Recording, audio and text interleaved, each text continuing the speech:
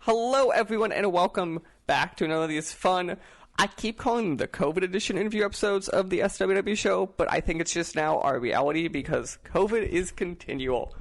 Today, I have with me a special guest of an interview I am really excited about. I have with me, let's see if I have your job title correct.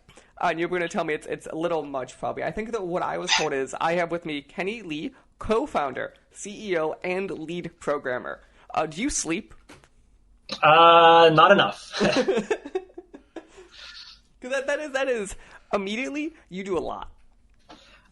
Yeah, it's I mean, it sounds like a lot, but like things like co-founder isn't really a title. It's just right. It's just something that happens. So it's not an extra job, but that's sort of the reality of independent development. You got to wear a lot of hats, and yeah, I'm wearing a lot of hats.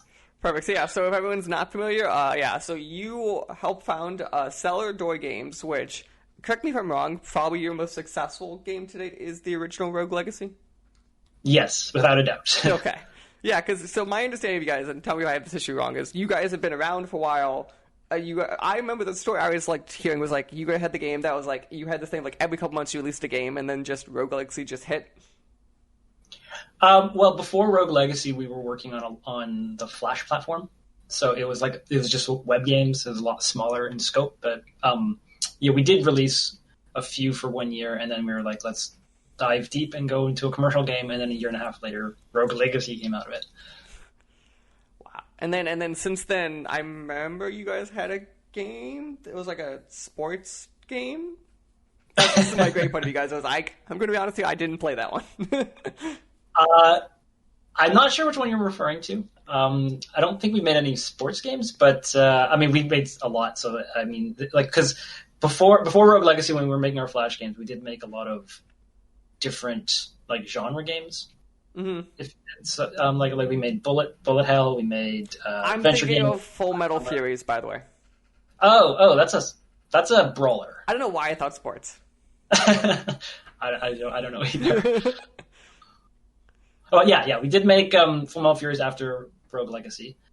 It was a long development. I mean, after Rogue Legacy, which took about a year and a half, Full Metal Furies took almost 4 years. So it was a big jump in time and resources to make that game. And hopefully never again. It's too much time for a single project. Yeah, and then so that hit, and then now you guys decided to jump back to what I say you should have jumped back to immediately, because I'm picky and I really like the first one, is Rogue Legacy 2. So immediately, I think the thing that needs to be talked about in this game is what I think is very interesting is you guys decided to go early access with this game. Well, obviously the first one was not an early access game, is my understanding.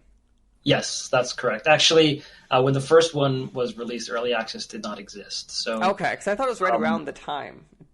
Yeah. It was either a year before or a couple months before. And I know when early access first came out, it was all a big thing, but our game had already come out, so it didn't really make sense to I guess we could have done content updates in that, but by that time we were so burned out from the first game, we were we need a break. So immediately then, so I'm curious kind of for you guys, obviously your background's programming, but my understanding is you have your hand in a lot of decisions. Why early access for this second game at this point? Saying at some capacity, I assume you guys understood the formula of Rogue Legacy, and playing with you guys were kind of familiar with the code before it launched too. Was playing it, it feels like you guys understand foundationally. I feel like what people really liked about that first game. So I'm curious why early access. So when we decided on early access, we didn't know what people's receptions would be. We're very happy that everyone has given it such a positive response. That makes us feel really great and does sort of legitimize everything that we're doing and tells us, we're going in the right direction. But prior, we didn't know, right? So when we were making the game, actually, we mentioned this anecdote in the past when we first announced early access, was that even though Rogue Legacy 1 was not in early access, there were some ideas that we got from the community between the announcement of the game and the launch of the game. And we were like, well, that was really great because we actually managed to get them into the game and made the launch even better. and we figured, that kind of interaction with the consumer base, with the fan base, is very healthy and it's very good. And it's something that, like, we didn't do it for Full Metal Fury because that was not the right platform for it, right? It's a brawler. We know how it's going to start. We know how it's going to end. But with Rogue Legacy and the nature of just roguelikes in general, there's lots of opportunities to get new ideas, to get, better ideas, to improve the game. And so we wanted to take advantage of that for Rogue Legacy 2 for sure. It's also our first experience in early access. So, we're sort of figuring it out as we go, but we just wanted to try it. And we thought that Rogue Legacy 2 was a perfect platform for it. I could see definitely the world was a good platform for it, because obviously it being roguelike means, it's a run. So if we just use, you're plugging in pieces and changing the formula more than you're like, okay, now there's a story-heavy game. Like, obviously you have lore pieces, but it's fundamentally like, we're just going to add new pieces so this run now has more variation to it. Yeah, exactly. And the thing with Rogue Legacy 2 is that there's so many systems that we've added that can sort of be contributed to. So, like, we can get some trait ideas from players, we can get spell ideas, we can get class ideas, we can get biome ideas. There's all these different things that we haven't finished yet because it's an early access, that we can get feedback from and say, maybe we should do this because that's a pretty good idea. And we've already done that. No one's seen it yet because we haven't released the next content patch, but we've already gotten some really great responses from the user base on our Discord forums, on our website, that might make it into the next update. Great. So one of the things I'm curious about, and this is a comment you guys, I feel, so roguelikes, I think you guys came out kind of during the height of that roguelike phase, and then since it's continued, but like that was like the new, it's here. And you guys, I feel like, accidentally or on purpose or whatever, created this subgenre of roguelikes of like with content progression. So obviously, I think since then, Darkest Dungeon's a prime example, Dead Cells, like these like RPG like roguelikes. So sure. Since unless I could think of one before, and I really can't, I think you guys were one of the first when I kind of went down that road. How much kind of since then, when you're creating Rogue Legacy 2, are you looking at those ones that you influenced and they're influencing you? It's flattering to see a lot of games take from us, or at least borrow ideas from us. I mean, it's totally fine. We definitely, when we made Rogue Legacy 1, there's lots of inspirations for that as well.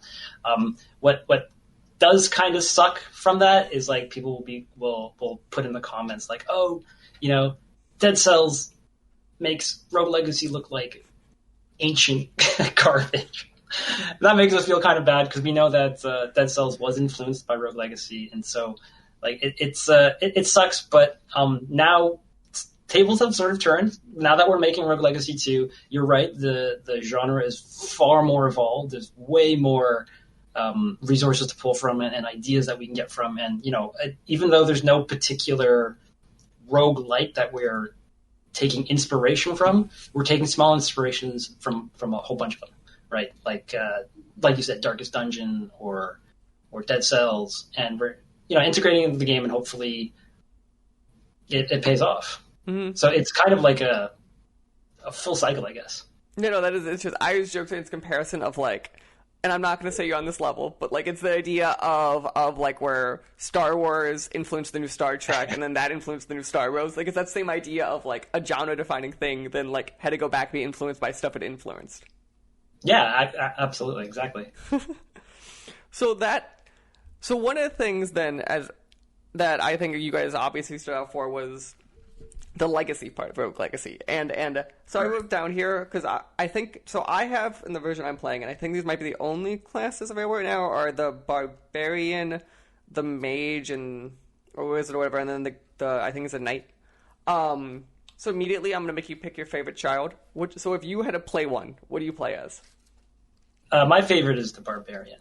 And every game I play the slow... Because I have no patience, so I just want to deal as much damage as possible. So yeah, that's my favorite class. Yeah, that is. I feel like that's mine, and I almost feel like that's a sentiment in the community right now, is the Barbarian tends to be the favorite. See, that's actually interesting, because when we first launched the game, because the problem with the Barbarian is that when he attacks, he sort of locks his movement, so he's not as mobile as other characters. And the very first sentiment was that the Barbarian sucked.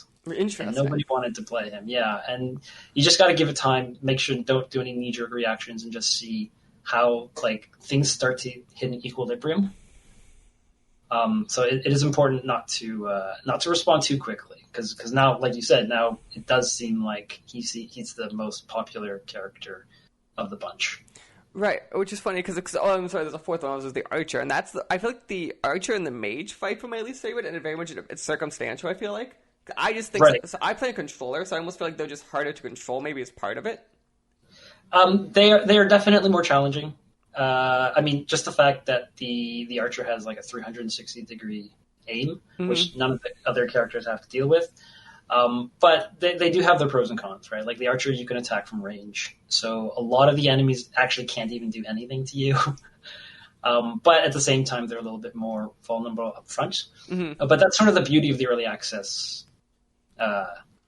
setup, is that we can tweak things. We can see when things aren't working properly or in the way we had intended, and we can make changes. If the game had released, like fully fleshed out commercial release, it would be a lot harder to do that. So do you feel that when the game is said and done, whenever that is, years from now, that you want it to be an equal distribution of people wanting certain characters, or do you mind if you're like 50% of the time people choose Barbarian and that's okay? Well, I mean, we're not going to dictate how anybody wants to play. But the goal is always try to reach, if 1,000 players play the game, the goal is to get, them to all play them equally if possible. That's a bit of a pipe dream. I don't think that's ever going to happen, but it doesn't hurt to strive for that, because I think it's probably the best approach you can take, because you never want, the biggest fear is that you will create a class that is clearly the strongest, and then everybody, because people are really, really quick and keen on finding these kind of exploits, and that's what you want to avoid. And then everybody plays that character and they don't play anyone else. Yeah, see, it's funny because in my head, I think so my background's programming, and I think from a programming point of view, it'd be really easy. You're just like, oh, this player always chooses Barbarian. Just don't give it to them for 2 hours and just see what they pick. No, the designer would get very mad at me if I did that. Because there was some really easy stuff. Obviously, you could cheat that system, but I assume you guys are trying to look for natural people going towards things, not the like, no, you're going to do this now. So one of the other things that obviously stands out was originally and now is your trait system. And I was curious if you don't mind talking about, I think what's interesting is, so when we're talking, you're 4 updates in, and one of the first ones was you guys actually did change a couple of the traits because of some, I think, user feedback and just playability. Yeah, so, I mean, from, like the original Rogue Legacy, we have traits that affect the entire visual aesthetic of the game. When we're playtesting it, we're not really playing through the full game with trying to make money. We're just trying to look for bugs and see if there's anything going wrong. So we didn't really notice that these were too, not just detrimental to the playing experience, but was actually causing physical problems with people. So like it would make people feel ill or the like. I don't want to go into details. So we thought for the time being it'd be best to just remove them. We might look back into it and see how we want to tweak them to make it less have an effect on the gameplay. But because we're still on a schedule here, we do want to release the next content patch. We just put it on the back burner for the time being. Okay. So the thing that I think is interesting is I think there's something really humble and authentic about you guys being like, yeah, no, we just don't have time for it, and it's something wrong with it, but like we just can't get to it right now. And I think that's very interesting for a developer to like admitting, being like, yeah, we just can't. It's just gonna go away for right now. Yeah, I hope it doesn't get like every time we do something like that, it's a bit, we're worried about user feedback, right? Because people don't like to see content being removed generally. But I think for this one, it's been pretty good because it was just like it was a pretty clear negative for people, right? Like we had this light bloom that just made everything washed out, and it just hurt people's eyes. So no one's fighting to keep that in the game at the moment. I'm just saying, if you want to get rid of the other ones that like make everything really like dark and impossible to see, where that would just, but that's just me being selfish of like whenever I see one, I'm just like, I'm going to choose a different class. I don't want to deal with it. Right. We hope that I mean. That's also so. You're aware of the offshore banking, not the offshore banking. Sorry, the the gold system that you get for playing with negative traits. Right, it's the one you get the bonus. I don't have the thing unlocked in the bottom. I get the extra bonus, but I have the base bonus for it. Yeah, so that was because we were aware with the first Rogue Legacy that this was a problem. You think people would just kill themselves or reset or whatever if they didn't have like a good set of people. So we added the ability to get gold if you run into a trait that you don't like. If we find that people are still not choosing those traits because they're just it's not the reward's not worth it, we can always bump up the gold value. So there's. So go ahead. I was gonna say, are those dynamic then, or is it like you on the back end have it set like this perk is always 10%? It's on the back end for us. We do have like a scaling system. So like you said, the absolute bottom trait where you can increase it to get even better gold bonuses for a trait. So we do have the ability to scale it dynamically through like a skill tree, but the starting number is all handcrafted, and we don't.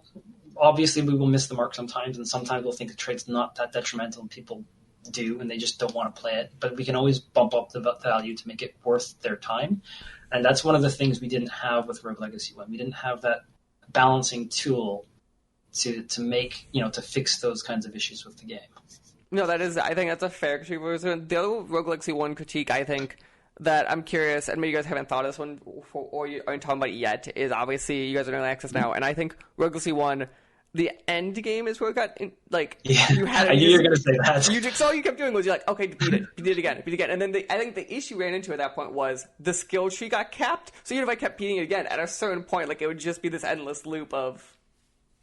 Yeah, it does, and what we found with the first Rogue Legacy was that people would start. I don't want to say it's an abuse. It's a bit of an exploit where they would just go straight to the boss and fight the boss and not actually play the game. Oh, I did that like keep 5 doing times. that to quickly just go up the NG plus levels. We want to kind of avoid that. We want the runs through NG plus to be more meaningful and not just boss runs. So we do have a lot of. I mean, nothing that we could say right now because right now they're just pen and paper ideas. Like literally none of it's been implemented because it's so far down the line as far as content is concerned. But we do have a lot of ideas for making the next runs more dynamic as opposed to just being harder. And we also have a lot of ideas for extending the skill tree. I don't know if it's extended infinitely, but extend it more so that playing the game again does not mean you've already maxed out your character.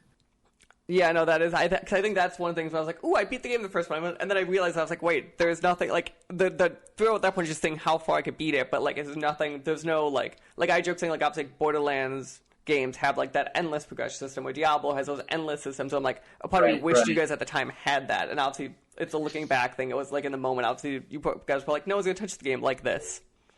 Yeah, to be honest with you, when we first made when we made the first Rogue Legacy, we hadn't really given NG Plus much thought, right? It was just like, well, we'll give them the ability. We did something special for NG plus 1 where all the enemies suddenly become a more advanced version of themselves, and then we hadn't really considered it beyond that. But yeah, we hope to rectify that with the sequel.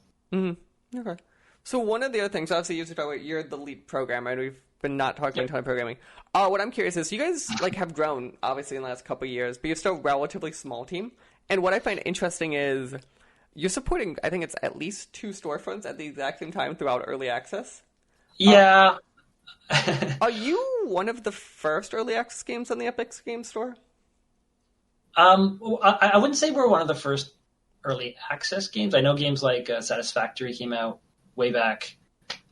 Hades came out actually at the launch of the Epic Games Store. But we are... I don't know if I should say this. I don't know if I'm allowed to say this. We are one of the few that have been released on both stores at the same time. Yeah, that is the other thing I was like. I can't think of very many games. I don't know if I think of like maybe 1 or 2. Like it's very unusual that they're at the same time both. Usually, it's been like all these 3 months apart or something like. Yeah. So yeah, I can't think of anyone else, but we were fortunate enough to manage to set something up like that. So I'm curious then, from a back end point of view, is that like infinitely like, so one of the things is that whenever we talk to developers is they go like, we support one platform and then we're a small team, but then we'll support the next one. Then like they're purposely like staggering it, where you guys now kind of have, even though both PC and there's probably similar back ends, you still have multiple things kind of like worry about in that capacity. Not too much. The Epic backend isn't that bad, but like definitely if this were say releasing on the Xbox One or the PS4, that would be a much bigger deal. But because they're both PC, it made life a lot easier. Okay. No, I was just curious. Yeah, you have the very unusual challenge of that one. Because again, before this too, I was going through my head. I was like, I don't think anyone's done this. Like, I've seen people like overlap eventually, but I've never seen them like this. Yeah. I'm like, ooh. It is a first time for us as well. When we released Rogue Legacy and when we released FMF, it was all Steam only. Yeah, because then you guys eventually were. I think I knew you guys because you were on PS Plus. I think. Right. And I think that was when on like the console side when you guys became a big name. But that's definitely obviously it was after the game was out, and like it's one of those like it was when Vita kept be like, oh, this indie game came out like 2 years ago, and Vita person was like, ooh, a new game. Right. So one of the other things is, as we continue down this early access track, is so the big concern that I feel, but I feel like you guys haven't talked about, so I feel like it's probably not a concern. Is I've seen other games do this. Is do you feel like there's a road, down the road that you might have to like reset progress if stuff changes too far in the game, or use that you're like one of your goals be like, we're not going to reset progress. What you guys do in early access will stay throughout the game. Okay, so the latter is our goal. Okay, but I'm not going to be making any promises at this time. We've implemented a lot of early systems to. Some things are going to reset no matter what, but we're trying to make that reset. Like you have as possible. You have like that like system of like where all the clothes match something, and you say in the tree like this will change. Don't worry about it. Sorry, what was the question? I was saying, like I think you have like two systems. Like one of them is in the clothes. You have a system. You like we don't do this system yet. It's just here. And then there's one of the perks I think, or one of the runes I think change. And you're like this rune is going to change. Oh yeah, that actually was not even supposed to be displayed. That came out by accident. Really? Okay. Yeah, some of the stuff that we meant to lock unfortunately slipped through because of bugs. So you're actually not supposed to see any of the stuff that says this is not implemented or coming in a later patch. But we an example of what we're trying to do to minimize people's lost progress when new content comes out is we're actually tracking behind the scenes all of the money that you spent on the skill tree.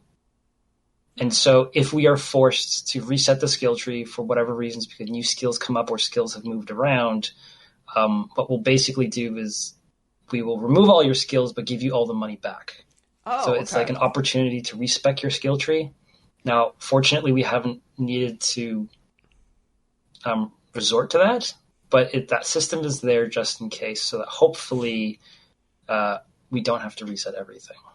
Okay. No, that's interesting because like in my head I'm like because I understand enough back and stuff from like this, like I can see a world where I'm like just this just happens sometimes. Like you're like I don't want it to happen. It's like the whole you horror stories of like early access games and like they kill save files and everyone panics. Like you hear these like, it's not a goal, it just happens. For us, the only reason why it would happen is at least from what I can see is that we've released, and this has happened already, but some bugs come out and people are getting things they're not supposed to get. Then those scenarios is a little bit more difficult to take it away from the player. But sometimes you have to do it. Actually, with the last patch, we added a cap to the amount of money you could store in your offshore bank account.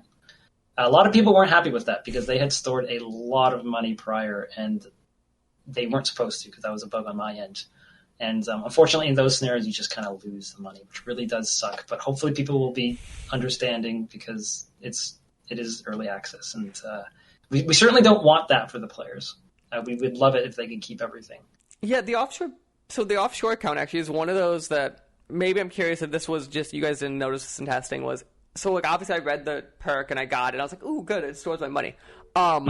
It functioned different than I thought it did based on my understanding. So I understood it as, here's an offshore bank account. I thought in my head I had to walk to it and grab money from it. And then I started realizing, I was like, wait, why does it keep going down? Oh, it's adding it to my wallet in the store.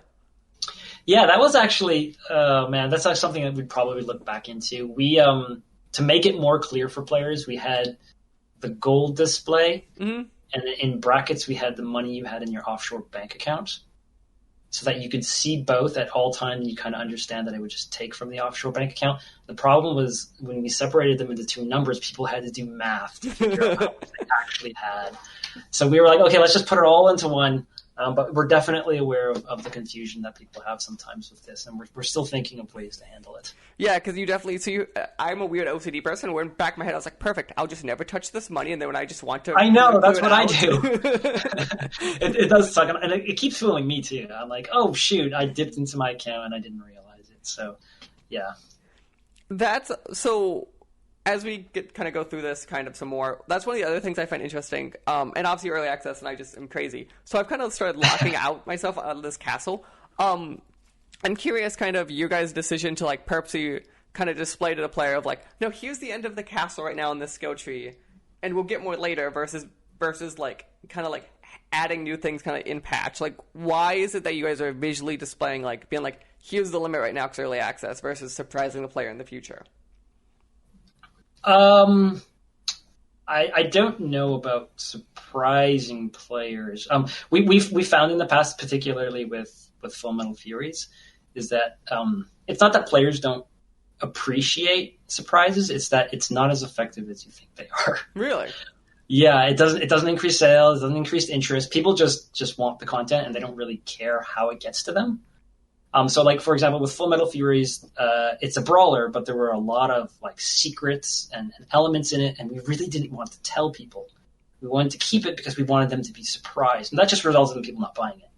Because when we took away all the surprises and we kept it under wraps and a secret about it, people just thought it was a regular brawler, right? And so that was a mistake that we kind of learned a hard lesson from, and we're like, well, we're just going to be very upfront about it, be blatant about what's coming and when it's going to appear. And we also decided very specifically not to like trickle in content and this is from talking to other people in the industry who have gone through early access, and it's better to have a big bang with each release as opposed to do that trickle because it's not as effective. I can see it, which is funny. From a player, I almost prefer the trickle, but I can see from a developer and a sales point of view where that bang is. Because I can almost be like, I'm going to see like every single bang. You can see that one player is like, well, now I'll buy it, or now I'll buy it because that bang is there. Exactly. Yeah. Unfortunately, for the people who are always aching for more content, it does mean a longer wait. Mm-hmm. But in the end, everybody gets it at the same time. No. Well, the final question I have with early access: when do I get my fun hidden pictures that are enemies back? What? So in World War II, you had those pictures that like the portraits, right? Yes. Right. We actually have the portraits are actually in the rooms. Like we have the level set up and everything. There's just no logic to it, so we definitely plan to bring them back. But I don't actually don't know what we're going to put in there. Interesting. Because the first Rogue Legacy had the portraits with all the explanations of the games we'd previously worked on. Right. So this one would have. What? I don't know. We need to figure that out. Okay, because those, in a weird way, those were like one of my favorite ones, and I was like, oh, okay. Right. Yeah, no, we got a lot of really great feedback from that because generally companies don't talk about their previous games, and so people were like, oh, they really appreciate us sort of opening up and giving them sort of the history of our previous games. Yeah, so we would love to do that again. We just need to figure out how to actually do it. Yeah. Okay, that sounds great. So yeah, so the other thing I have here is, so as we talk about, you're not sleeping enough. Probably the entire team is stressed as hell because you're continually developing a game. Looking back, it's been, I guess, only a week or two or whatever. How do you feel this launch went compared to like the nightmares you had in your head of it going? The launch started very strong. We were very happy with it, but we've noticed there's quite a bit of petering off because it seems to be because there was not enough content for launch, which is really unfortunate. It was an issue we were actually we were aware of, but we weren't sure how true it was, right? Because the problem is before the game got launched, we released like a beta for people to test. And we had people who were beating it in like 14 hours, which was a good number for us. We were actually aiming for 10. And then there was people who were beating it in like 5 or 6, and we're like, well, it kind of averages out to 10, but looking back, it probably averages more closer to like 7 or 8, which is a little bit lower, and even shorter for some people, right? Which is really, really unfortunate. So that was it's hard to say it was a regret because there was nothing we could do except delay the game again. Right? There's no magic bullet for adding extra content. It just takes time. So, I mean, we could have delayed the release. That may have been an option, but we made an announcement of when the game was going to come out, and once you've done that, you're committed. We did make a slight delay of like 3 weeks. Yeah. And there's no way we could delay it again. Absolutely no universe would we be willing to do that again. So, we just had to live with whatever we had. And even though it's not enough for players, we're really hoping it's giving us great motivation for the next content patch. Also, that has to be a compliment when your game's not enough content for players. That's always like the thing you're like the player's like, you're right. Want more. It's not like the player's like, no, you got too much. Really, you could take some back. Have a good day. Absolutely, there's a definite silver lining to this, and that is people do want more. If people were like, you know what, I don't really want more content, then we would have felt really bad and it would have been tough to keep going on. But this has given us great motivation. We definitely don't want to disappoint people with the next content patch. So hopefully we don't. I mean, I'm so scared to say we won't make any absolutes with this kind of stuff, but we are trying our hardest for sure. Perfect. And then let's see if I have this right. So the game's in early access. If you guys have not said for how long roughly, it's kind of like till it's done. No, our timeline is for 1 year. Okay. Whether we reach that or not is still up in the air, but it's still early, so we can't say. But we're feeling pretty confident. We do actually have a lot of the other content for the game, like what we've seen here. We've had a lot of complaints, not complaints, but some comments from individuals have noticed that, like for example, the launch trailer shows a bunch of content that is not in the first release. Mm-hmm. And there's reasons for that, right? Like for example, there's a small clip of the tower biome, and the tower biome for us is actually virtually complete, but we can't put it into the game because it is one of the last biomes that you're supposed to experience, right? So we do have content that's already prepared. It's just as far as the timeline goes, it doesn't make sense to release it now. Otherwise, there's going to be like a huge difficulty gap because you're basically going from level 1 and then to level 5, right? Mm-hmm. We need to put 2, 3, and 4 first. And you could ask yourself, well, why didn't you just make 2 next? Well, that's really not how development works. Like the tower was originally going to be level 2. Then we came up with all these ideas for it, and then it became a lot harder. And we're like, okay, this can't be level 2 anymore. We need to shelf it and put it to like level 5 or whatever. And that's just how it sort of happens. Yeah, that is one of the unspoken rules of game development. People are like, oh, perfect, you go level 1, level 2. You go, no. Half the time I start with level 10, then I go to level, level like 8, and then I get to level 1 when the game's about to launch and I'm panicking. Yeah, it's like a movie, right? No, they don't shoot the first shot on the first day, right? They have to schedule it around like actors' availability, and then they make the movie in different parts and sort of put it all together into one coherent start to finish. My favorite joke was like when I was getting my degree was my professor used to always joke being like, you're supposed to spend 80% of the time on the rest of the game and then 20% of the time on the first 3 minutes of the game because that's what matters. Yeah, that is. I think that's a smart observation for sure. It's not like, oh, there's 5 levels and then they all take an equal amount of time. It's never like that. Mm-hmm. Perfect. Well, Kenny, I want to say thank you for sitting down and talking to me during your hectic, crazy, probably should be sleeping at some point in time of developing this game. Not a problem. This was a nice change of pace. Get your head out of Visual Studio for like 5 minutes or whatever. That's right. Okay, so the game is Rogue Legacy 2. It is available on both Steam and the Epic Game Store. And we will not be harping you about that Switch release for another 9 to 10 months, don't worry. But eventually we will all be asking you about it. So just get prepared, mentally happier. We're not talking about this at this time. Answer ready. Appreciated.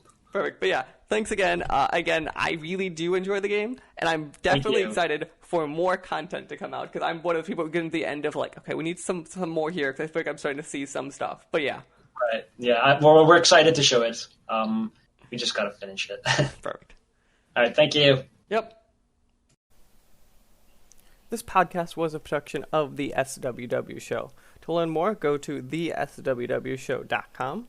Remember, you can follow the show on Twitter at the SWW Show. You can follow me at Mikey_Maroney. You can follow AJ at LowSeatBoy. Remember, new episodes premiere on Friday, 9 a.m. Central Time on anchor.fm/SWW and podcast services around the globe.